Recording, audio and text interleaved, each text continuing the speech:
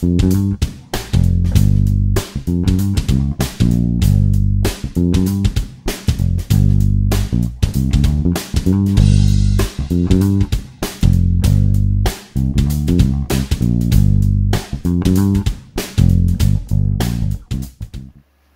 everybody, Pete Griffin here, bassist for Zappa Play Zappa and Death Clock and my band Griffin Labs, amongst many, many other things. Here to show you the awesome new dual bass station preamp pedal from Providence pedals.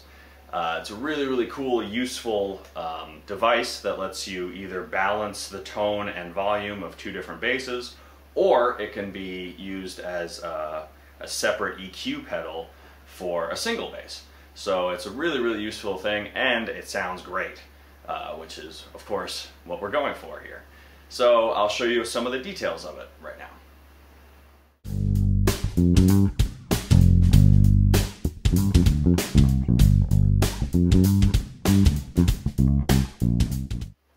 Okay, so I guess I'll start off by showing you how to use this pedal when you're just using one bass. A lot of times these days I play gigs where I'm not even bringing an amp and I'm not even using a backline. I'm just going directly into the house and either getting my tone through in-ear monitors or from a monitor. It's sort of the future of bass playing these days. And having a preamp like this with such a nice EQ on it really kind of helps that. It means that instead of lugging a giant amp, you lug this nice little lightweight pedal and you have all the tonal options you want right there. So, just taking a 77 Jazz with stock pickups and everything, plug it into the thing and start playing, and even flat sounds great to me. It definitely adds a little bit more warmth than if I had just plugged directly into the DI that I have going here. But then from there you can start messing with the knobs, and you know, that's a nice, decent jazz bass sound, but I kind of want a little more bottom end. So let's go with an extreme setting of the bass knob and try turning it up almost all the way here, just to hear what that sounds like.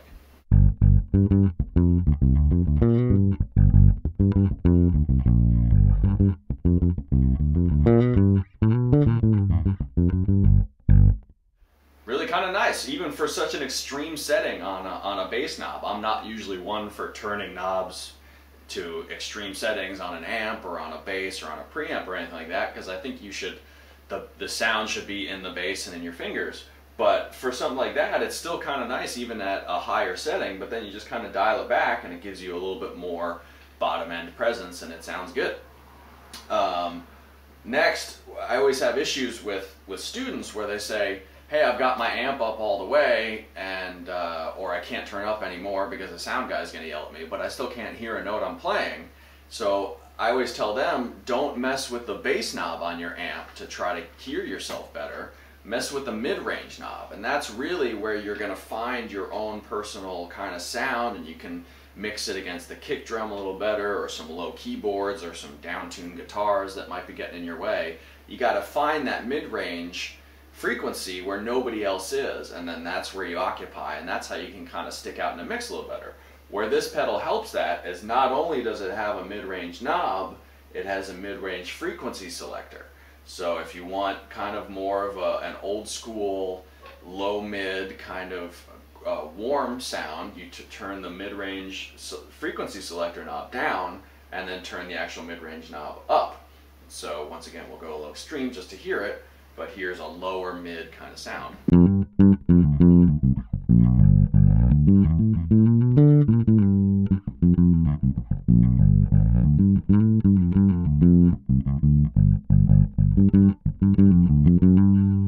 So really kind of nice, kind of a Motown-y sort of thing, very thumpy and subby. I haven't touched the tone knob on the bass at all. It's still pretty much all the way up, but it takes off some of the high end just by putting in some of the low mid. So we just dial that back a little bit. But if you're looking for more of a modern tone, a little more of the higher mid-range, you just take that same mid-range frequency selector knob and turn it to the other side where it's more in the high mid-range, and this is what that sounds like.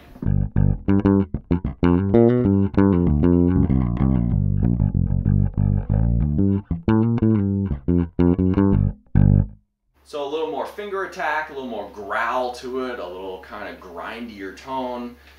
It's really kind of cool. That would be more for almost like a punk rock thing if I was going to play with a pick or anything, you know. kick sound to jump out a little more. So having that mid-frequency selector knob is a huge, huge thing, rather than just having a mid-range knob locked at a certain frequency. It lets you find that particular frequency that you're looking for, that the bass will exist in, that nothing else is existing in. So we'll dial that back to a more kind of usable sound there. And then of course treble. A lot of people use treble to get a little more of the brightness on the tone, obviously. This bass has fairly dead strings right now, so if I wanted a little more kind of zing from the top end, I would just turn up the treble. Once again, let's try a slightly higher frequency, a slightly higher setting, just to hear what it sounds like.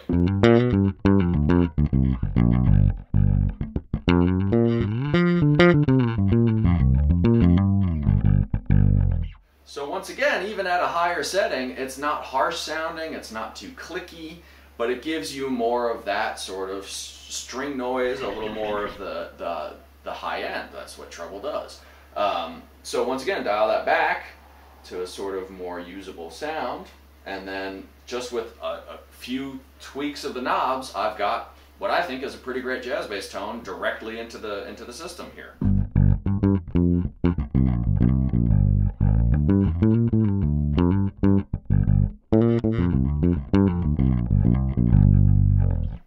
So there you go.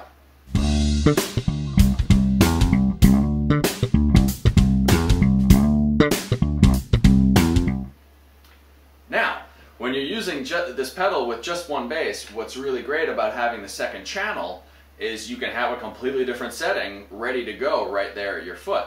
For me, I have issues where my fingerstyle tone is louder than my slap tone.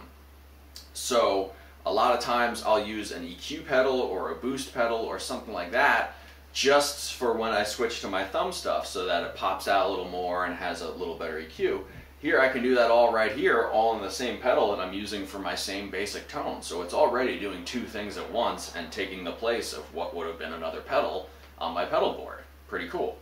So figure out the volume of that, but then if you notice, it's a little bit quieter with me not touching anything.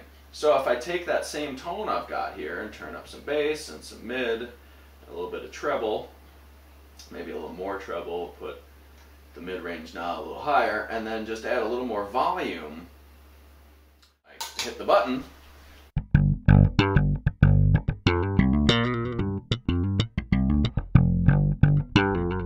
it has that little volume boost that I needed, but it also has the different EQ setting that I needed to get the slap stuff to jump out a little more on the high end to get the string noise against the fret, a little kind of more bottom end to make sure that I'm still rumbling some speakers and everything. So just with that, it's already taken the place of another pedal on my pedal board, which is pretty darn cool. You can also use it for a volume boost where it's just for solos, you know, where we can set it up to be exactly where the first channel is, you know, match them exactly, but then just have a little more volume on the second one. So say you're just playing a bass line.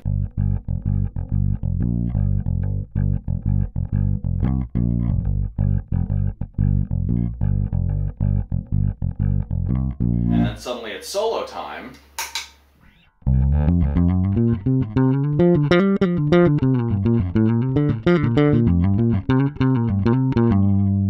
And then back.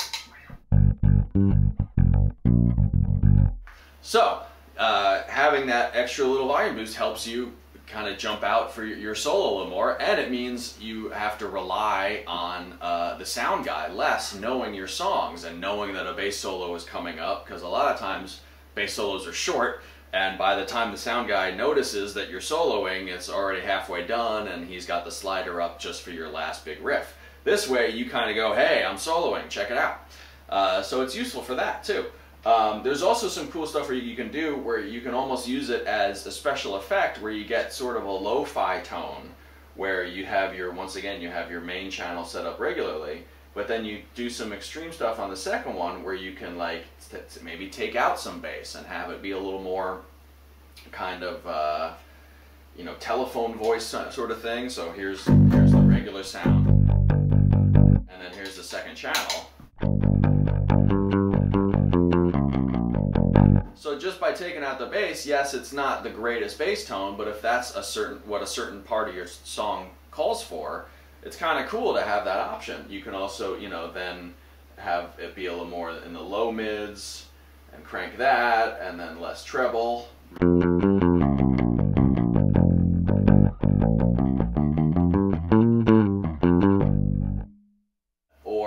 Or just treble and bass and no mid-range, you know, which also just takes out what's kind of interesting about cutting it in the same way that when it boosts the mid-range, it only boosts the frequency that you're talking about. So if there is a certain kind of low rumbling in that you want to get rid of, you kind of set it to find that particular lower frequency that you want to get rid of, and then you take it out like that.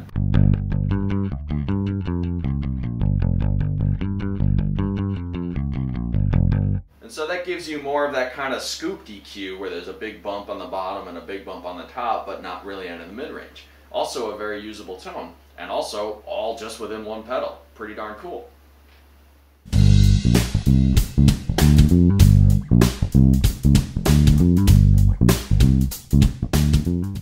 Okay, so now we're going to talk about using this pedal with having two basses and how useful it is in those situations.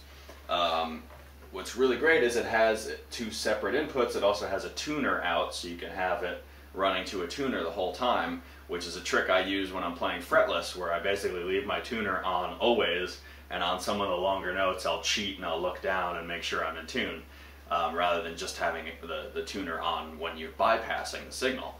It's kind of a nice bonus. Or you can also notice, even on a fretted instrument, if the string has gone out of tune, you can check by having your tuner on all the time. So big bonus of having just a dedicated tuner out. So what we're going to try to do now is where this is really helpful is balancing the levels and tones of two different basses. Here we have, like I said, a 77 passive jazz bass, kind of low output, really not all that much. When I've been using this pedal, I've had to give it a little goose in the volume area just to kind of get it up to a decent signal. But then, if I switch to the other bass that I have sitting here, which is a heavily modified P bass with EMG pickups and active, and it is suddenly way louder. So the only way I have to balance that is if I have a separate volume knob for it, rather than having to go up to the amp and hit the pad switch when you're switching to an active bass. Some amps have a different input for passive and active. You don't want to have to suddenly switch that in the middle of a gig just because you're switching just because you're switching basses. So you just switch channels and you set the volume on the second one a little bit lower.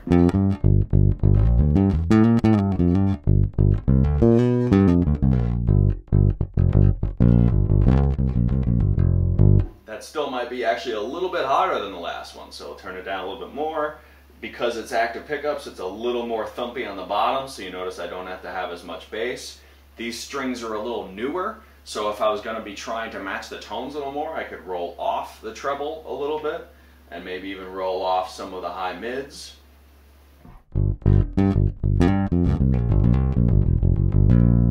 And so once again, not only do you have two great sounding preamp setups for two different basses, you're also once again helping your front of house guy who might not notice that you switched basses and hasn't adjusted your volume level, because now you did it for him. You know, he doesn't have to worry about which bass you're playing on which song or anything like that. You hit the pedal, you make sure that the two volumes are balanced, and you're ready to go. So it's a really, really useful thing for gigs where you're playing two different basses, especially if they have two different tunings. You know, if one goes lower than the other, you want to kind of re-EQ it to set up for that. These are two different pickup styles. The obvious one is going from an active to a passive bass or vice versa. You have all these extra options here to help you kind of balance everything out, and it really is useful and helpful in a lot of ways. Plus, they all sound great. Within just a little bit of tweaking, you can find the exact tone that you're looking for whatever kind of bass you're using. So I highly recommend the pedal. You should check it out.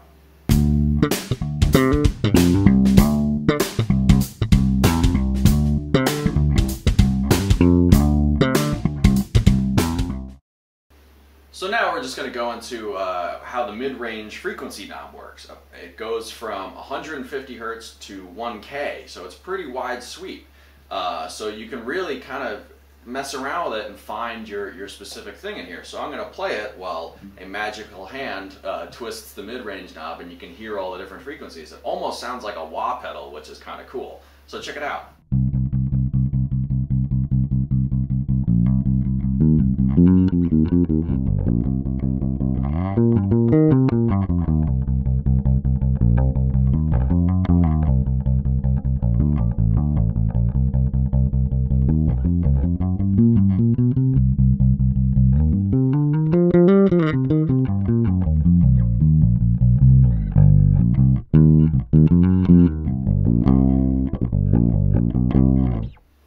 So you can hear from that even at an extreme mid-range setting, you can kind of find what that frequency is that you need to occupy in that mid-range area.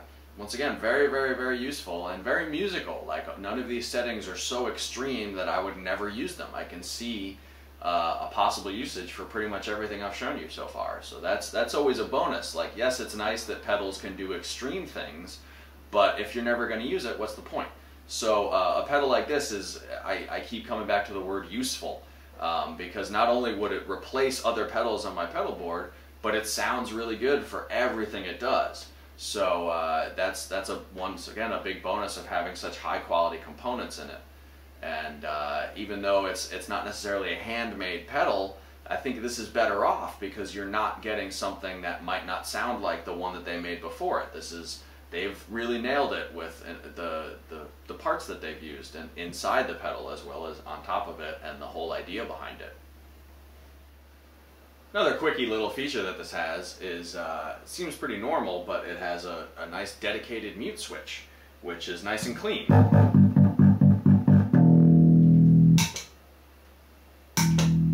There's no pop, there's no hiss or anything like that. It's totally off when it's off, which is kind of nice. Seems like a pretty basic thing, but what's kind of a bonus about that is if you use a tuner pedal and you usually use that as your mute switch, now you can use this as your mute switch and either run the tuner out of the pedal itself or before the pedal or anything and leave it on all the time and run the pedal through the bypass, so that you don't have to only be switching it on and off to be tuning. It can be tuning the whole time. Which, like I mentioned before, is a big bonus if you're playing fretless, or if you're bending a lot of notes, or if your strings have a tendency to go out of tune. It's really kind of nice to be able to have your tuner on all the time. So having a dedicated mute switch on a different pedal really kind of makes that possible. And this is a perfectly good one. Another thing to notice about this pedal is just the high quality of the components in it. It's 24 volts, which means it's got a little extra power hitting it than your average pedal, which also means that this volume knob, actually, you can crank it and there's no extra noise. There's no extra distortion. There's no extra hiss as you turn it up or anything like that. It still sounds great. It's just going to be louder. So it's really killer. Once again, if you're using it in replacement of an amp, and the sound guy needs you to send him more signal, him or her, you have plenty of room to do so without distorting anything, without adding extra noise, without getting hissy, without kind of anything like that. So it's really kind of a bonus that this thing is so well made. The extra components kind of, not only does it make your bass sound better, it doesn't add anything that you don't want into the sound, like hiss or hum or some extra buzz or anything like that. So it's really a bonus thing. So head on over to providence-ltd.com and check it out. It's a killer pedal.